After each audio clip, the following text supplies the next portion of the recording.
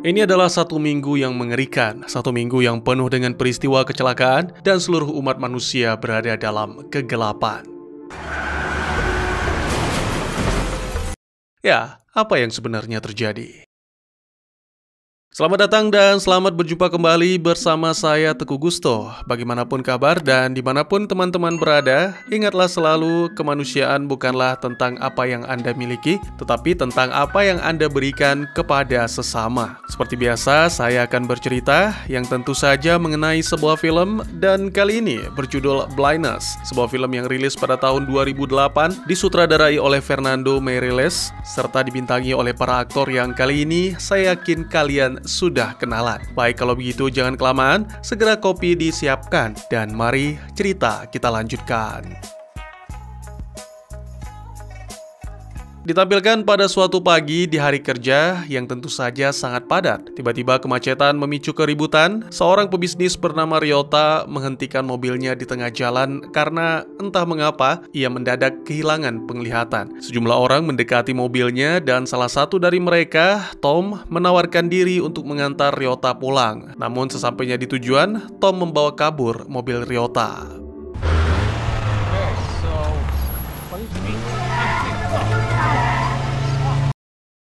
Ryota ditinggal sendirian, tapi ternyata itu hanya untuk sementara. Tom kembali lagi, berpura-pura menjadi orang lain untuk membantu sampai ke apartemen. Kali ini Ryota tidak tertipu dan mengusir Tom setelah diri merasa cukup aman.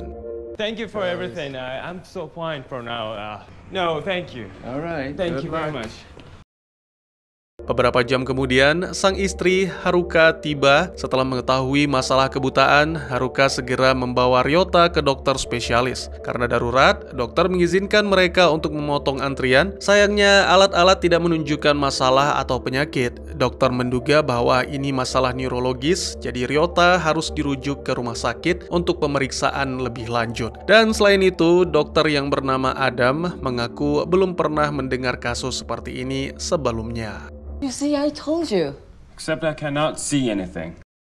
Setelah Ryota dan Haruka pergi, Adam melanjutkan memeriksa pasien lain, termasuk seorang anak, Boy, wanita berkacamata hitam, Sophie, serta pria dengan penutup mata, Jack. Sementara itu, Tom mengemudikan mobil yang ia curi berkeliling kota, hingga akhirnya terpaksa berhenti karena juga mengalami kebutaan. Ia pergi ke polisi, meminta bantuan agar diantar ke rumah, namun sayangnya mantan istri Tom menolak mentah-mentah. Turn around. Just open the fucking door! Officer! Adegan berpindah menampilkan Sophie. Setelah membeli obat, ia menuju ke bar di hotel untuk memesan minuman, lalu pergi menemui klien. Tiba-tiba saja wanita itu mengalami panik karena juga kehilangan penglihatan dan memohon kepada siapa saja agar mau menghubungi orang tuanya. Hey, slow down.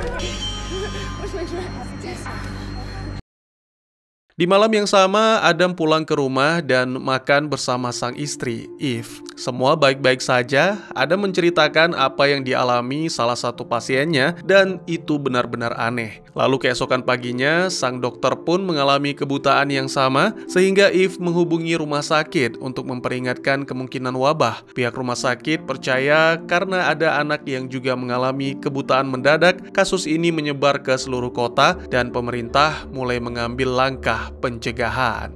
Everything's fine. Don't be nervous. Klinik Adam ditutup oleh pihak berwenang dan Adam sendiri dibawa untuk dikarantina. Tak ingin berpisah, Eve akhirnya berpura-pura buta agar bisa dibawa bersama Adam. Pasangan itu dibawa ke sebuah tempat penampungan kosong yang tak ada dokter lain di sana. Setiap bangsal dilengkapi dengan telepon untuk menghubungi petugas di luar, tetapi hanya boleh digunakan dalam keadaan darurat. Serta setiap bangsal diharuskan menunjuk satu orang perwakilan untuk menggunakan telepon darurat tersebut. I want you to go home. Please go home. I know you. Tak lama kemudian, ada lebih banyak orang yang datang, seperti Tom, Sophie, dan Boy, serta Ryota. Adam dan Eve sepakat untuk merahasiakan tentang Eve yang masih bisa melihat dengan berpura-pura bahwa ia telah menjelajahi dan menghafal tempat. Saat tiba, Eve mulai membantu menggiring orang-orang lain saat membutuhkan bantuan, seperti menuju ke kamar mandi. Doorway. So try to remember the doorway. Right turn, I think. Ketika pertama kali keluar dari ruangan, Tom mulai melakukan tindakan tak senonoh. Tentu saja Sophie tak bisa menerima sehingga melancarkan serangan yang menyebabkan luka serius. Adam dan Eve membalut luka Tom dengan baju karena tidak ada peralatan medis di sana. Lalu pada malam harinya, Eve mengaku sulit tidur karena khawatir luka Tom bisa menyebabkan infeksi. Tapi di atas semua itu, Eve sangat takut jika terbangun dalam kondisi buta. Keesokan paginya, lebih banyak lagi orang-orang terinfeksi yang datang. Bahkan Ryota akhirnya berkumpul kembali dengan sang istri Haruka. Sementara Boy masih murung, mengkhawatirkan sang ibu. Sementara itu, Adam dan Eve mencoba menemui penjaga untuk menyampaikan tentang Tom yang terluka, berharap mendapatkan bantuan. Sayangnya, para tentara malah mengancam dengan senjata dan memaksa pasangan suami istri itu kembali ke bangsal. Get the fuck back! Another step and I'm gonna shoot. 3! I'm gonna fucking shoot you! Beberapa waktu kemudian, mereka menerima kotak makanan pertama yang kualitasnya cukup buruk, seperti makanan penjara dan jumlahnya pun sangat terbatas. Eve mencoba menghubungi penjaga lewat telepon darurat, meminta tambahan sekaligus kotak P3K, tetapi yang menjawab hanya mesin. Get this message before dinner.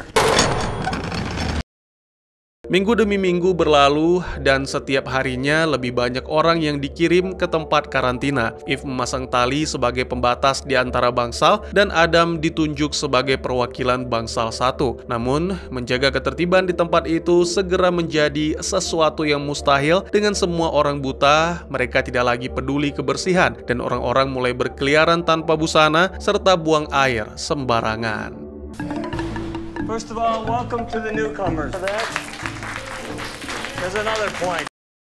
Pada suatu momen, Ryota mencoba menghibur Haruka dengan mengingat masa muda mereka. Tetapi sayangnya, sang istri mengaku tidak kuat mendengar cerita masa-masa bahagia itu. Pada suatu siang, Eve mendengar suara aneh dan menemukan pria dengan penutup mata bernama Jack yang sedang mendengarkan radio. Eve membujuknya untuk bergabung di bangsal 1 dan berbagi cerita dengan semua orang yang sangat ingin tahu perkembangan di luar sana.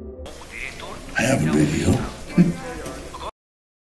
Jack menjelaskan bahwa hanya sedikit stasiun radio yang masih aktif, jadi yang diceritakan hanya seadanya saja. Ada ratusan kasus kebutaan dan pemerintah hanya mengatasi dengan mengirimkan orang-orang buta ke tempat karantina serta meminta yang lain untuk tetap berada di rumah. Kemudian, masyarakat umum menyaksikan para ahli dari seluruh dunia berkumpul dalam konferensi yang pada dasarnya hanya untuk mengatakan bahwa mereka tidak tahu apa yang terjadi.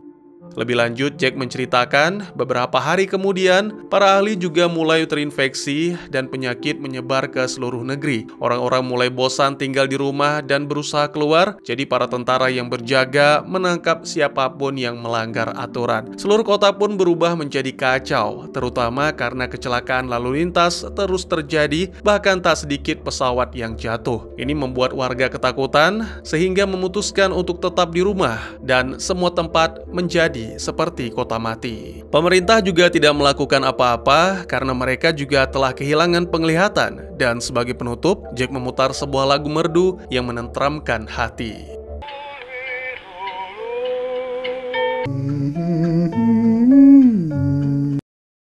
Beberapa hari kemudian, rombongan yang lebih besar tiba di tempat karantina dan tentara menunjukkan kekejaman mereka dengan menembak seorang pria yang tidak sengaja keluar dari barisan. Suara tembakan tentunya membuat semua orang panik dan mereka berdesakan masuk ke dalam dengan mendorong satu sama lain, bahkan merusak pintu.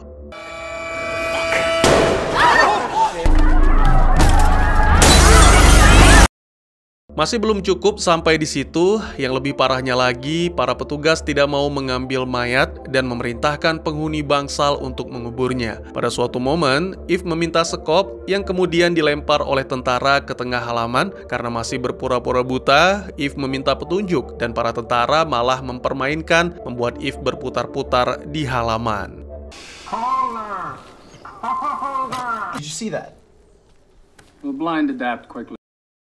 Sementara itu, Adam bersama beberapa penghuni Bangsal 1 mendatangi Bangsal 3 untuk mengatur penguburan karena banyak orang-orang yang tertembak. Ia juga ingin membahas salah satu bangsal yang mengambil lebih banyak makanan daripada jatahnya. Seorang mantan bartender, Diego, mulai muak mendengar Adam yang berbicara seperti pemimpin dan Diego mengumumkan diri sebagai Raja Bangsal 3. Lalu perintah pertama dari sang raja adalah semua orang harus makan sepuasnya, lalu akan mempertimbangkan untuk mengubur mayat-mayat di luar. And I hereby declare myself the king of War 3. In War 3, we'll eat dinner before we think about...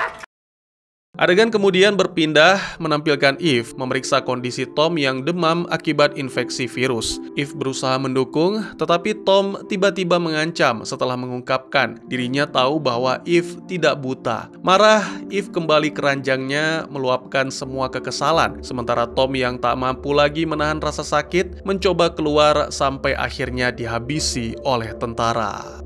Hey! Look at me! Did you hear that? Fuck!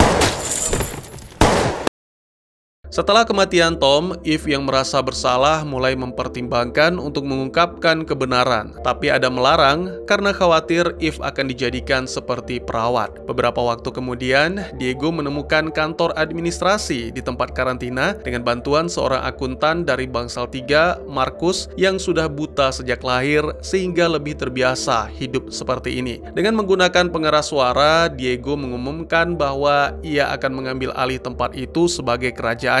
Dan peraturan pertama adalah orang-orang harus membayar dengan barang-barang berharga jika mau mendapatkan makanan.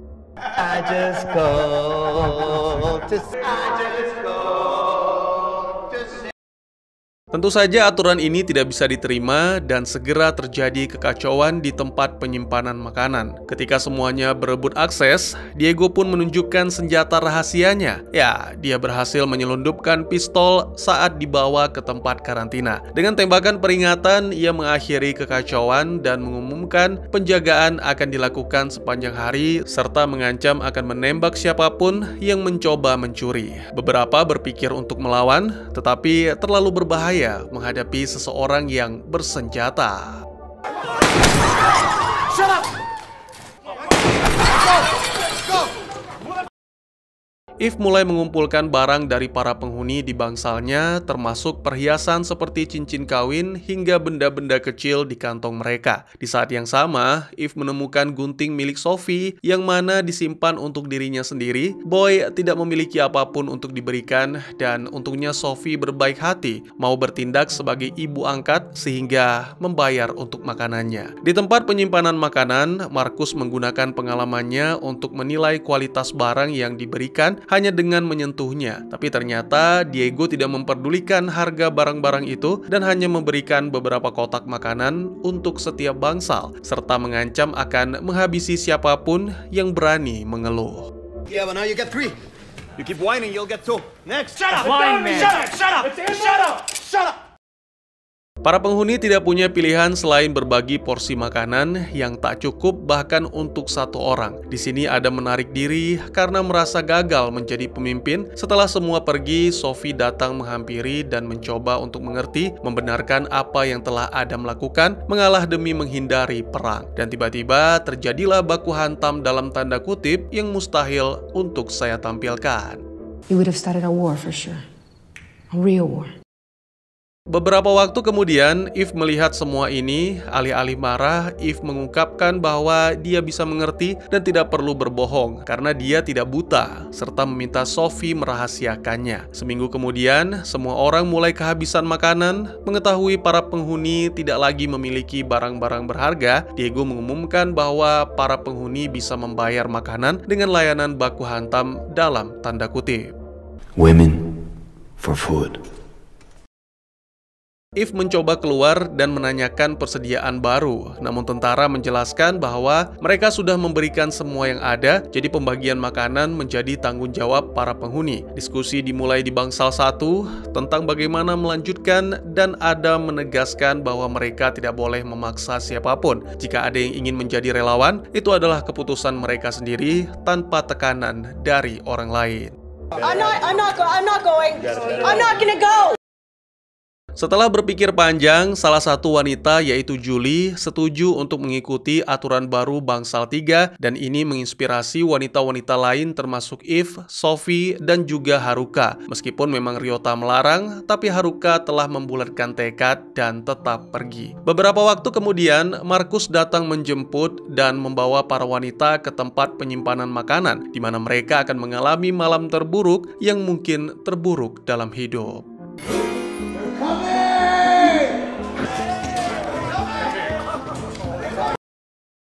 Penghuni Bangsal 3 bersikap kejam dan brutal, bahkan salah satu dari mereka memperlakukan seorang wanita dengan kasar sehingga menyebabkan kematian. Pagi harinya, Eve meminta seseorang untuk mengambil makanan karena para wanita telah kembali dengan membawa tubuh seorang penghuni yang meninggal dunia, berniat untuk membersihkan serta memberikan pemakaman yang layak.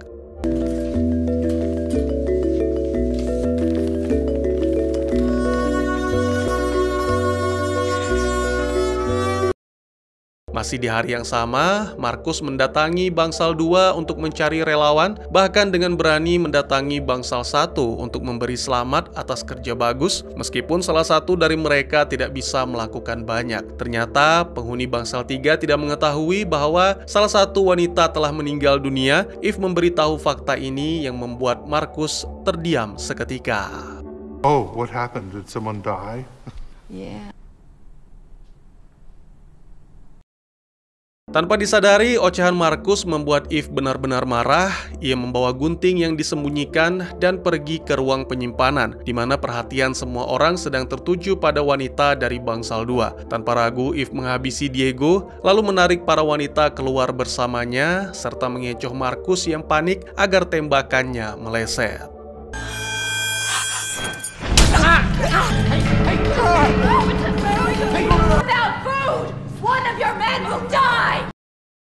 Saat keluar, Eve membuat peraturan baru, jika makanan tidak dibagikan, maka setiap harinya akan ada lagi korban dari Bangsal 3. Ketakutan, Bangsal 3 pun membangun barikade di tempat penyimpanan, sementara itu Bangsal 1 bersiap untuk merebut makanan, dan saat sedang merencanakan, Julie pergi meninggalkan kelompok, lalu di saat yang sama, Eve mengaku bahwa diri tidak buta. Ternyata Julie memiliki pemantik api, dan wanita itu menyelinap ke Bangsal 3 untuk membakarnya.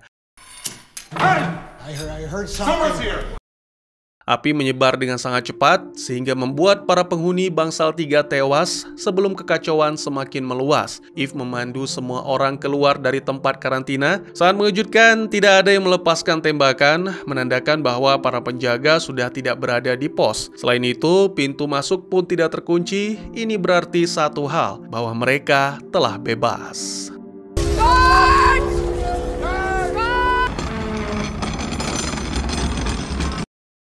Adam, Eve, Boy, Jack, Sophie, Ryota, Haruka, dan seorang pemuda berkulit hitam memutuskan untuk tetap bersama berjalan menuju kota. Di sana mereka mengetahui bahwa pemerintahan telah runtuh dan kota berubah menjadi seperti tempat yang tak berpenghuni. Orang-orang yang masih bertahan hidup saling menyerang jika mencium bau makanan, bahkan beberapa hewan memakan tubuh manusia.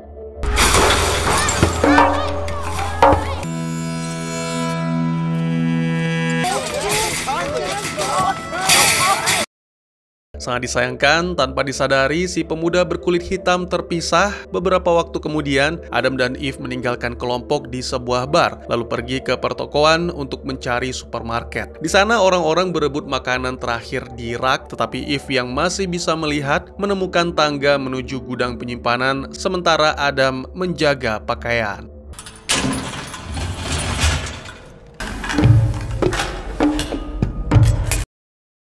Setelah menyiapkan semuanya, Eve pun mencoba keluar, tetapi segera orang-orang menyadari dari suara plastik dan aroma makanan dari mulutnya, sehingga segera menyerbu.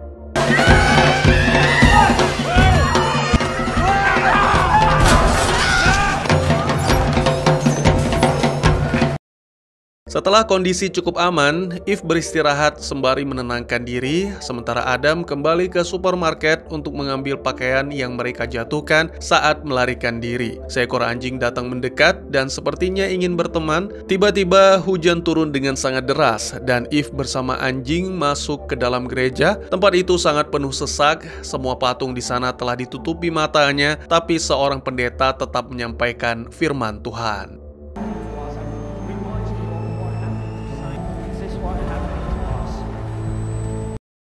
Di luar, orang-orang memanfaatkan hujan untuk mengumpulkan air dan membersihkan diri karena sudah lama tidak memiliki air bersih. Adam kembali dengan pakaian yang diambilnya dan menjemput Eve. Mereka kembali ke kelompok dengan anjing yang terus mengikuti menjadi teman baru mereka. Kelompok tersebut makan sedikit persediaan di dalam bar dan memutuskan untuk bermalam di sana agar bisa beristirahat. I think we should stay here tonight. Keesokan paginya, mereka berjalan dengan hati-hati melalui kota untuk mencapai rumah Adam dan Eve yang dengan senang hati menawarkan tempat itu untuk ditinggali bersama. Mulai saat ini, mereka berhasil membangun rutinitas dengan panduan Eve. Mereka membersihkan semua dan berbagi pakaian, serta hanya keluar ketika perlu mencari makan. Mereka mengumpulkan air dan mencuci di saat hujan turun. Pada suatu momen, Jack berharap bisa tinggal bersama mereka selamanya, karena baginya ini terasa seperti keluarga. Haruka kembali dekat dengan suaminya, berbagi kenangan masa remaja mereka. Dan tentu saja tokoh utama kita, Adam dan Eve, menjadi kembali mesra. Lalu beberapa minggu berlalu, pada suatu pagi, semuanya bersiap untuk sarapan. Tiba-tiba saja Ryota berseru bahwa dia bisa melihat lagi. Semua orang pun merayakannya, menyadari bahwa tubuh mereka mampu melawan penyakit ini, dan ternyata kebutaan hanya sementara. Dan ya, ini membawa harapan baru bagi masa depan seluruh umat manusia.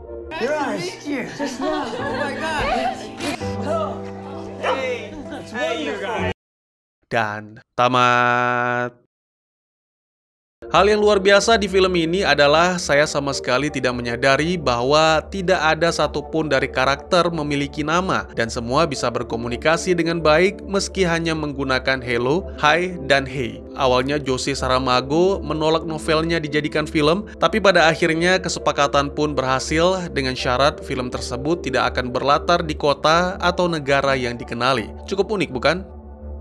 Apa penyebab kebutaan dan mengapa bisa sembuh, Bang? Lagi-lagi saya jelaskan, ini sama halnya dengan film Don't Look Up. Jadi tidak perlu pusing-pusing memikirkan penyebabnya, tapi mungkin apa yang dijelaskan oleh dokter yang saya beri nama Adam bisa menjadi referensi. Kemungkinan itu adalah semacam yang disebut dengan amaurosis, namun bedanya semua hal yang dilihatnya hanya putih, bukan hitam. Adam menambahkan kemungkinan lainnya seperti neurological atau semacam agnosia, yaitu ketidakmampuan mengenali objek yang seharusnya diketahui.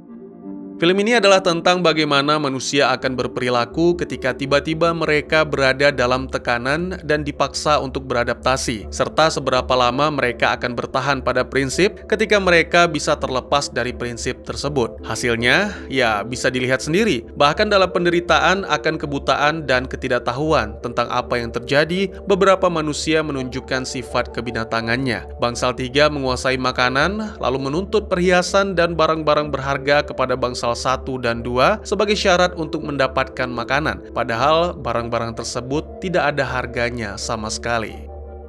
Di adegan lain juga ditampilkan anjing yang memakan bangkai manusia. Dalam keadaan yang juga sama-sama lapar, seekor anjing lain tidak tertarik untuk mengikuti kaumnya, bahkan sama sekali tidak melirik karena masih berpikir bahwa manusia adalah teman, bukan makanan, sekalipun itu adalah bangkainya. Menurut saya, anjing ini mencerminkan manusia-manusia yang masih memegang teguh prinsipnya, meski dalam keadaan kritis sekalipun. Atau mungkin film ini ingin menyampaikan bahwa seekor anjing bahkan lebih baik dari manusia yang telah dikuasai sifat kebinatangannya. Dan tidak lupa juga pemerintah yang semena-mena memperlakukan para penderita seperti hewan rabies dengan meletakkan mereka begitu saja di sebuah asrama. Mereka dikurung, dipaksa untuk mengurus dirinya sendiri, bahkan karena saking takutnya tentara sampai menggunakan senapan untuk memberi peringatan. Padahal semua orang yang berada di sana tidak bisa melihat, yang mereka butuhkan hanyalah perawatan yang layak sebagai manusia yang sakit. Tapi daripada mengurusi si penderita, pemerintah lebih tertarik berbicara tentang obat dan berapa biaya yang dibutuhkan untuk riset, meski mereka sama sekali tidak mengetahui penyakit seperti apa yang disebut white sickness itu. Sebenarnya saya ingin menjelaskan adegan di dalam gereja, tapi karena terlalu sensitif, jadi sebaiknya teman-teman saja yang menganalisa, oke? Kok filmnya 2 jam, abang ceritanya cuma sebentar? Gak niat ya? Atau meremehkan kuota saya? Saya tidak bisa menceritakan seluruh isi film ini karena banyak adegan dewasanya. Jadi demi keamanan dan kenyamanan bersama, saya hanya menceritakan intinya saja, tapi saya berani jamin ceritanya cukup lengkap dan jelas. Dan buat adik-adik, saya sangat tidak merekomendasikan film ini ya. Mungkin Blindness tidak setegang Bird Box atau Awake, tapi kebisingan dari musiknya yang agresif membuat saya merasa ngeri, benturan logam, pecahan kaca, peluru yang ditembakkan, dan orang-orang yang berteriak benar-benar sangat mengganggu sehingga membuat saya sulit mengalihkan pandangan. Saya terus berpikir apa yang akan terjadi selanjutnya dan mengapa istri dokter belum juga bertindak setelah menerima perlakuan yang sangat tidak bermoral dari Bangsal 3. Jadi, bagaimana menurut kalian? Mungkin segitu saja teman-teman, terima kasih buat yang sudah menyaksikan. Silahkan memberikan komentar, bertanya, ataupun merequest kira-kira film apa yang menarik untuk dibahas. Bisa lewat kolom komentar, atau buat yang malu-malu bisa via DM ke Instagram saya di @tekugusto. Insyaallah pasti akan dibaca. Mari kita jadikan kolom komentar sebagai sarana penambah wawasan dan menciptakan jalinan persaudaraan, bukan malah menjadikannya sebagai tempat pembulian sehingga menciptakan permusuhan. Jangan lupa untuk dukung terus channel ini dengan cara share, like, dan subscribe, karena dukungan dari kalian sangat berharga bagi saya demi perkembangan channel ini. Saya Gusto, sampai jumpa di video selanjutnya. Tetap semangat, tetap bersyukur setiap hari. Dadah!